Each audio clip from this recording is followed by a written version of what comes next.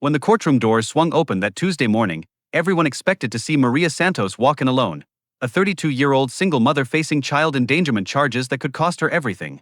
Instead, what walked through those doors stopped every conversation, froze every court officer, and made Judge Frank Caprio look up from his files with an expression of complete bewilderment.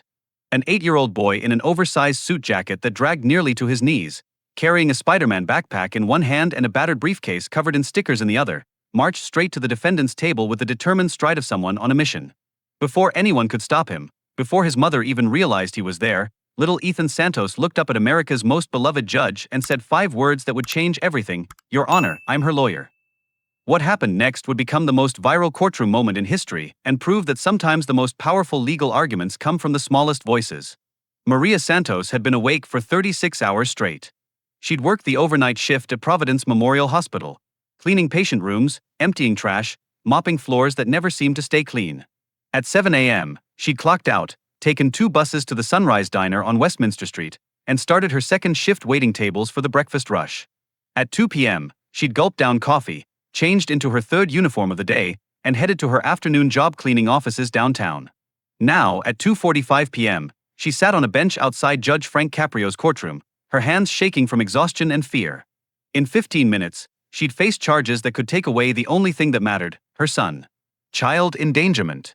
Criminal neglect. Unfit parent.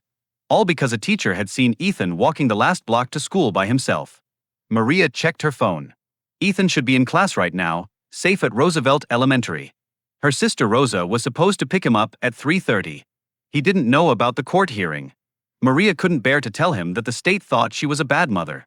She looked down at her uniform, her cleaning service outfit, complete with name tag. She hadn't had time to change. Hadn't had money for a lawyer. Hadn't slept in what felt like years. The courtroom doors opened. A bailiff called out, "Case number 2025, JV 8847. State of Rhode Island versus Maria Santos." Maria stood on legs that felt like water and walked into the courtroom that would decide her family's fate. She didn't notice that in the back of the courtroom, those same doors opened again, and a small boy with a briefcase slipped inside. But what happened in the next 60 seconds would transform a routine neglect hearing into a moment that would be shared 50 million times and restore faith in the justice system. Judge Frank Caprio looked up from his bench as Maria approached the defendant's table. He immediately noticed several things: the cleaning service uniform, the exhausted face of a woman who clearly worked too hard, and the absence of legal representation. "Mrs. Santos, are you appearing without counsel today?" "Yes, Your Honor. I couldn't afford a lawyer." "I see. The court can appoint." "Your Honor." "Wait." Every head in the courtroom turned. An 8-year-old boy was speed-walking down the center aisle, his oversized suit jacket flapping with each step, his Spider-Man backpack bouncing on his shoulders, and a briefcase, actual briefcase, gripped in his small hand. "Ethan." Maria's voice was a mixture of shock and horror. "What are you? How did you?" "Mom, I'm here to help." Ethan reached the defendant's table, set down his briefcase with the solemnity of a seasoned attorney, and looked up at Judge Caprio. "Your Honor, my name is Ethan Santos. I'm 8 years old. I'm in 3rd grade at Roosevelt Elementary. And I'm here to be my mom's lawyer." The courtroom was dead silent for 3 full seconds.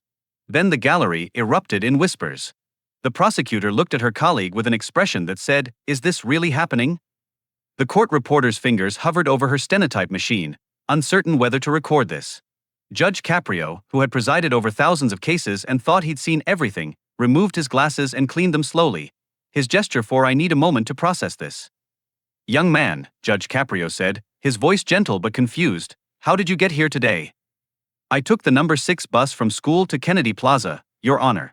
Then I took the number 1 bus to the courthouse. It took 45 minutes." Maria looked like she might faint. "Ethan, you took the bus by yourself? Across the city?" "Yes, Mom.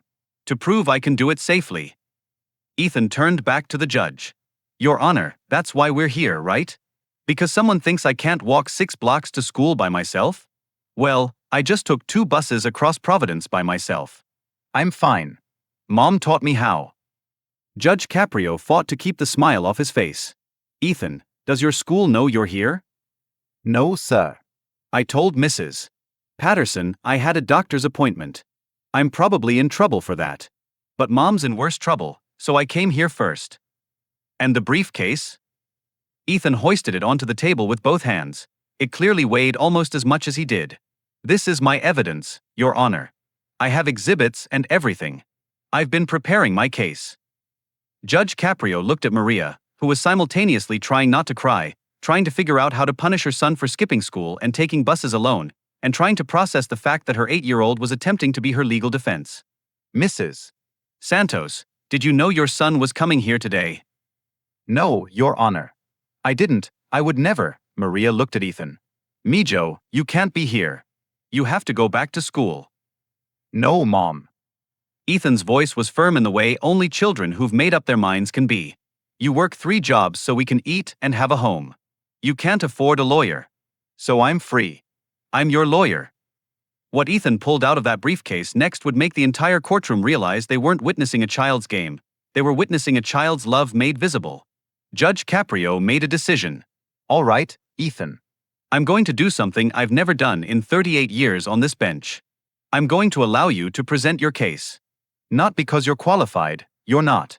But because I think this court needs to hear what you have to say. The prosecutor stood up. Your Honor, this is highly irregular. Sit down, counselor. I want to hear what this young man has prepared. Judge Caprio looked at Ethan. You have the floor, counselor. Ethan opened his briefcase with the seriousness of someone presenting evidence to the Supreme Court. He pulled out a stack of papers, several hand-drawn maps, and what appeared to be a composition notebook. Your Honor, my mom is charged with child endanger. He stumbled over the word. Child endangerment. Judge Caprio helped. Thank you. Child endangerment. That means putting me in danger, right? Essentially, yes. Okay. Well, Your Honor, I want to present evidence that I'm not in danger. I'm actually super safe because of my mom. Ethan held up his first piece of paper.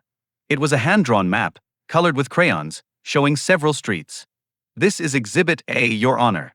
It's a map of my walk to school. It's 0.6 miles. I measured it on Mom's phone. There are 6 streets I cross. 5 have crossing guards or traffic lights. 1 doesn't, but Mom taught me to look both ways 3 times before crossing. He pointed to various marks on his map. This is Mr. Chen's grocery store. Mom told me if I ever feel scared, I can go inside and Mr. Chen will help me. This is Officer Rodriguez's corner. He's there every morning making sure kids get to school safe. This is Mrs. Washington's house. She sits on her porch every morning with her coffee and waves at me. This is the crossing guard, Mrs. Patterson. And this is my school. Judge Caprio leaned forward, actually studying the child's map. Ethan, did you draw this yourself? Yes, sir. Last night. I used crayons because we don't have colored pencils. Is that okay? It's more than okay. Continue. Ethan pulled out another paper. This is Exhibit B. It's my attendance certificate from school. See? I have perfect attendance. I've been on time every single day this year. That's because Mom makes sure I get to school, even when she's really tired. The certificate was indeed real. A Gold Star Award from Roosevelt Elementary certifying that Ethan Santos had not missed or been late to a single day of 3rd grade. Exhibit C, Ethan continued, pulling out a photograph, is from my 2nd grade graduation. That's me and Mom. See how happy we are. That's because I graduated with honors. Mom came to the ceremony even though she had to miss 4 hours of work. She lost money to be there, but she said watching me graduate was worth more than money. Maria was crying now, silently, her hand over her mouth. Exhibit D, Ethan said, his voice starting to waver with emotion, is my homework notebook. Mom checks it every single night. See? Every page has her signature. She helps me with math even though she's really tired. She listens to me read even though she has to wake up in 4 hours. She never misses. But Ethan wasn't done. His final piece of evidence would break every heart in that courtroom and force everyone to confront what neglect really means. Ethan pulled out a composition notebook, its cover decorated with stickers and doodles. Your Honor, this is my journal. My teacher, Mrs.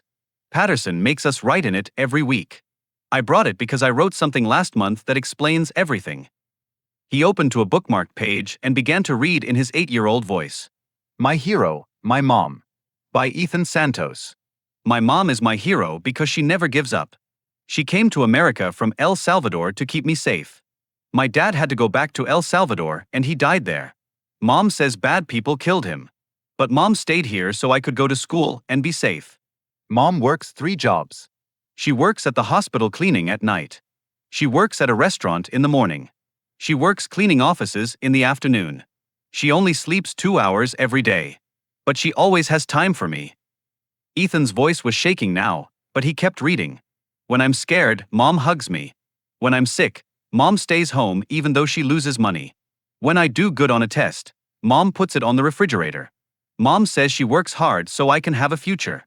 She says in America, if you work hard and go to school, you can be anything. I want to be a lawyer when I grow up so I can help people like my mom.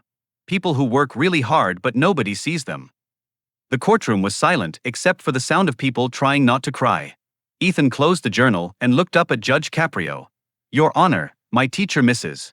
Patterson told the principal that Mom neglects me. She said Mom makes me walk to school alone. She said that's dangerous and Mom doesn't care about me. His small voice grew stronger, passionate. But Your Honor, that's not true. Mom doesn't make me walk alone. She wakes up at 4 a.m. even though she doesn't get home from work until 2 a.m. She walks me to school. All 6 blocks. Every single day. The only reason Mrs.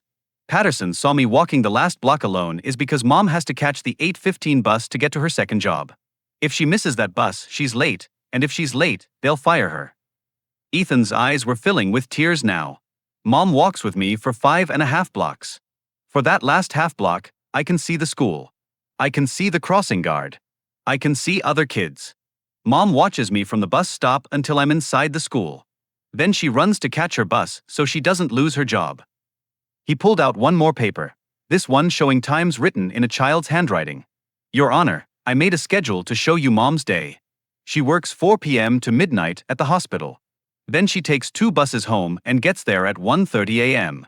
She sleeps until 4 a.m. That's 2.5 hours. Then she wakes up and walks me to school. Then she works 8:30 a.m. to 1:30 p.m. at the restaurant. Then she works 2 p.m. to 8 p.m. cleaning offices.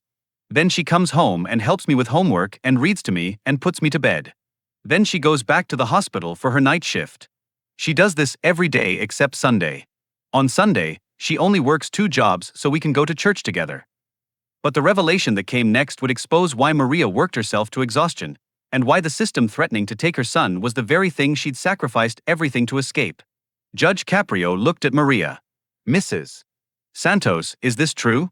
You work this schedule every day. Maria nodded, unable to speak.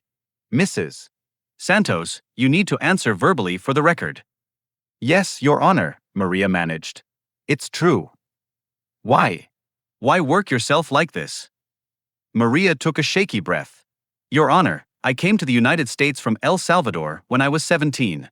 I married Jose, Ethan's father, when I was 21. Jose was a legal resident, so I got my green card. We had Ethan. We were happy. Her voice broke. But Jose had family back in El Salvador. His mother got sick. He went back to visit her. At the border, they found out he had an old deportation order from when he was a teenager. Something from before I knew him. They wouldn't let him come back. Ethan was very still now, listening to a story he knew but had never heard his mother tell in public. Jose stayed in El Salvador to fight the deportation. He was trying to come back legally. But El Salvador is dangerous. The gangs control everything. Jose wouldn't join them. He refused to pay their extortion. So they... Maria couldn't finish. They killed my dad, Ethan said quietly. I was 5. I don't remember him much. But Mom has pictures. Judge Caprio's expression had shifted from curious to deeply moved. I'm very sorry, Ethan. I'm sorry, Mrs. Santos. Maria wiped her eyes. Your Honor, after Jose died, I had a choice. I could go back to El Salvador with Ethan. But El Salvador is why Jose is dead. Or I could stay here and fight to give Ethan a chance. I chose to stay. And you work 3 jobs? Yes, Your Honor. Because I have no education past high school. I don't have papers for better jobs. The jobs I can get don't pay enough. So I work 3 of them. I do it so Ethan can have food and clothes and a home and an education. I do it so he won't end up like his father, killed by gangs because there's no opportunity. She looked at her son. I do it so he can be safe. So he can go to school. So he can have a future. The prosecutor says I'm neglecting Ethan. But Your Honor, everything I do is for Ethan. I've given up sleep. I've given up friends. I've given up having a life of my own. I've given up everything except him. Maria's voice grew fierce. They say I'm endangering him by letting him walk that last block alone. But Your Honor, I've spent 8 years protecting him from gangs, from poverty, from losing his home, from going hungry. If walking 1 block with a crossing guard in sight so I can keep my job and keep our apartment is endangering him, then I don't know what they want from me. But Ethan wasn't finished with his defense. His closing argument would make even the prosecutor realize she was on the wrong side, and show Judge Caprio why sometimes the law and justice are 2 different things. Your Honor, Ethan said, his voice small but determined, can I do a closing argument? That's what lawyers do, right? Judge Caprio smiled through the tears he was trying to hide. Yes, Ethan. Lawyers do closing arguments. Go ahead. Ethan walked away from the table. He stopped, looked at the chair, and then with the problem-solving logic of an 8-year-old, he dragged a chair over to the microphone stand, climbed up on it, and stood so he could reach the microphone properly. The visual was impossible not to notice. A tiny boy in an enormous suit jacket, standing on a chair, looking up at a judge, fighting for his mother. Your Honor, Ethan began, and his voice came through the microphone clear and strong. My teacher says my mom is neglecting me. The state says my mom is endangering me. They say I shouldn't walk 6 blocks to school because I'm only 8. He paused, and when he spoke again, his voice was mature beyond his years. But Your Honor, I just took 2 city buses by myself across Providence. I crossed 12 streets. I asked 3 different people for directions. I had to make sure I had exact change for the bus. I had to know which bus to transfer to. I had to find this courthouse. I had to find your courtroom. And I did it all by myself, and I'm fine. The courtroom was completely silent. If I can do all that, I can walk 6 blocks to school with a crossing guard watching me. Ethan looked at the prosecutor. The lady over there said Mom is unfit. But Your Honor, Mom is the most fit mom in the whole world. She works so hard she only sleeps 2 hours. She makes sure I eat even when she's too tired to eat. She checks my homework even when her eyes hurt from working all day. She never, ever misses a parent-teacher conference even though it means losing money. His voice started to break. Your Honor, I know Mom is tired all the time. I know she's sad sometimes when she thinks I'm sleeping, but I'm not. I know she cries sometimes when she looks at pictures of my dad. I know she's scared we'll lose our apartment or that I'll get sick and she won't be able to pay for the doctor. Tears were streaming down Ethan's face now, but his voice didn't stop. But you know what Mom is not? She's not neglectful. She's not endangering me. She's saving me. We're from El Salvador, Your Honor. My dad went back there and bad people killed him. If Mom and I were still there, maybe I'd be dead too. Or maybe I'd be in a gang. Or maybe I'd be working instead of going to school. But Mom brought me to America. She keeps me here even though it's so hard for her. She works 3 jobs so I can be safe and go to school and have the chance to be anything I want. But Ethan's final words would be the ones that broke Judge Caprio and forced everyone to confront whether punishing sacrifice is the same as protecting children. Ethan wiped his face with the too long sleeve of his father's jacket. Your Honor, if you fine my mom $500, we won't have rent money. We'll lose our apartment. Then I really will be in danger, because we'll be homeless. If you take me away from Mom and put me in foster care, you're doing what the gangs in El Salvador couldn't do. You're destroying our family. He looked directly at Judge Caprio, his 8-year-old eyes holding the gaze of a man who'd seen everything. Your Honor, I'm 8 years old. I'm in 3rd grade. My favorite subject is math. I like Spider-Man. I'm on the soccer team at the Boys-Girls Club. I have perfect attendance at school. I've never been in trouble. I do my homework every night. I'm polite to my teachers. I say please and thank you. I help Mom clean our apartment on Sundays. I know how to make my own breakfast. I know how to call 911 if there's an emergency. I know never to open the door to strangers. I know to look both ways before crossing the street. His voice grew stronger. I know all those things because my mom taught me. My mom, who the state says is neglecting me. My mom, who they say is endangering me. My mom, who works 20 hours a day so I can have the childhood she never had. Ethan's closing argument was almost over, and everyone in the courtroom knew they were witnessing something extraordinary. Your Honor, I came here today to be my mom's lawyer. I know I'm not a real lawyer. I'm just a kid. But I'm a kid who knows the truth. The truth is that my mom is the best mom in the whole world. She's not perfect. She's too tired sometimes, and sometimes she forgets to sign my permission slips because she fell asleep. But she's the best mom I could ever have. He looked at his mother, who was openly sobbing now. Mom always says that in America, if you work hard and tell the truth, good things happen. I worked really hard on this case, Your Honor. I collected evidence. I wrote everything down. I practiced my arguments. And I'm telling the truth. Ethan turned back to Judge Caprio. So please, Your Honor, please don't punish my mom for being a hero. Please don't take me away from the only parent I have left. Please don't fine us money we don't have. Please just let us go home together. That's all we want. To go home together. His voice dropped to almost a whisper. Your Honor, I need my mom. And my mom needs me. We're all each other has. Ethan stepped down from the chair, walked back to his mother, and wrapped his arms around her waist, burying his face in her cleaning service uniform. The courtroom was silent except for the sound of people crying. What Judge Caprio said next would become the most quoted judicial statement of the decade, and prove that sometimes the youngest voices speak the loudest truth. Judge Frank Caprio sat in his chair, not even trying to hide the tears running down his face. In 38 years on the bench, he had never, not once, lost his composure like this in open court. He removed his glasses, wiped his eyes, and took a long moment to compose himself. Ethan Santos, he finally said, his voice thick with emotion, in 38 years as a judge, I have heard arguments from the finest lawyers in Rhode Island. I have heard eloquent attorneys cite complex precedents. I have heard senior counsel present cases with decades of experience behind them. He looked at the small boy clutching his mother. And I have never heard a better closing argument than the one you just delivered. Not once. Judge Caprio turned to the prosecutor. Counselor, do you wish to respond? The prosecutor, a woman named Jennifer Martinez who had 2 children of her own at home, stood up slowly. Her face was streaked with tears. Your Honor, the state withdraws all charges. The courtroom erupted in applause, but Judge Caprio held up his hand. I'm not finished. Mrs. Santos, please stand. Maria stood, Ethan still clinging to her. Mrs. Santos, the charges against you are dismissed. But more than that, I want you to hear something from this bench. Judge Caprio's voice filled the courtroom with authority. You are not a neglectful parent. You are the opposite.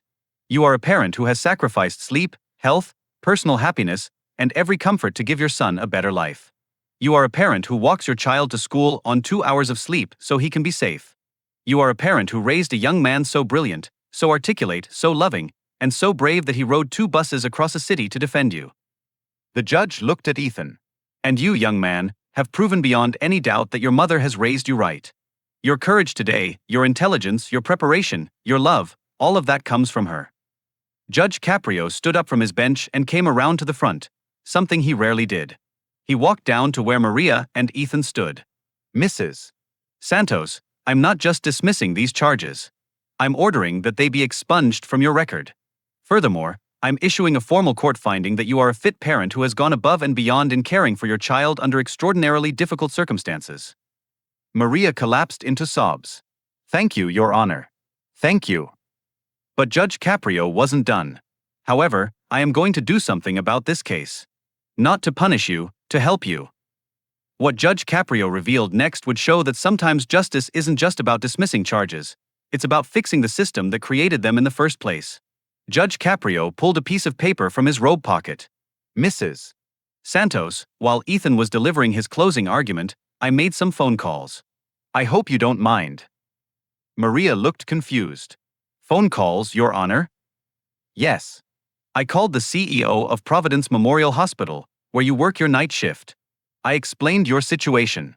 They have agreed to offer you a full-time position as a day shift environmental services supervisor. Same type of work you do now, but full-time with benefits. The position pays $24 an hour with health insurance, sick days, and paid vacation. Maria's hand flew to her mouth. Your Honor, I don't understand. I also called the director of the Boys-Girls Club where Ethan plays soccer. They're offering free after-school care for Ethan every day until 6 p.m., including homework help, dinner, and activities. They'll pick him up from school. You can pick him up from the club when your shift ends. Maria was shaking. Your Honor, why would you? Because, Mrs. Santos, you are doing everything right in a system that makes it almost impossible to do anything right. You shouldn't have to work 3 jobs to keep a roof over your son's head. You shouldn't have to choose between walking your child to school and keeping your job. And Ethan shouldn't have to be 8 years old going on 35 because life forced him to grow up too fast. Judge Caprio looked at Ethan. Young man, you said you want to be a lawyer when you grow up? Yes, sir. Well, I'm going to make sure you get that chance. I'm establishing a college fund in your name. I'm personally contributing $10,000 to start it. And I'm challenging everyone in this courtroom, everyone who watches this video when it goes online, everyone who hears this story, I'm challenging them to contribute. Because a young man who fights this hard for his mother deserves every opportunity to become the lawyer he's meant to be. The courtroom erupted in applause again. But this time, Judge Caprio let it continue. When the courtroom finally quieted, the judge had one more thing to say. There's something else. Mrs. Santos, you mentioned that you're on a work visa. I've contacted an immigration attorney, a friend of mine who specializes in these cases. She's agreed to take your case pro bono to help you apply for permanent residency. It's time you and Ethan had the security of knowing this is your home. Maria couldn't speak. She just nodded, tears streaming down her face. Judge Caprio looked at both of them. Mrs. Santos, Ethan, I want you to know something. This case made me question what we're doing as a society. We have a system that prosecutes mothers for working too hard.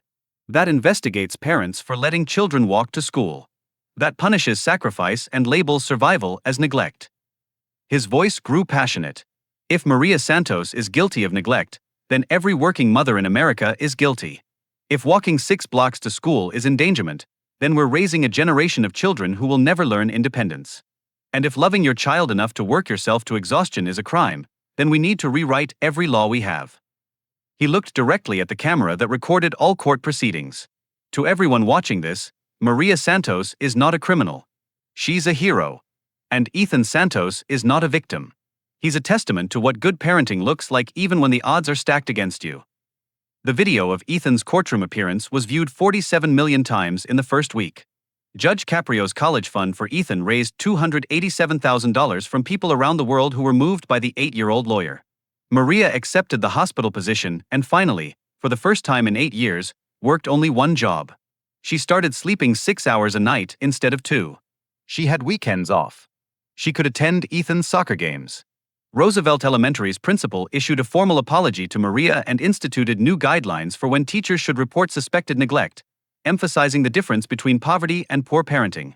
Ethan became a minor celebrity. He was interviewed on national news.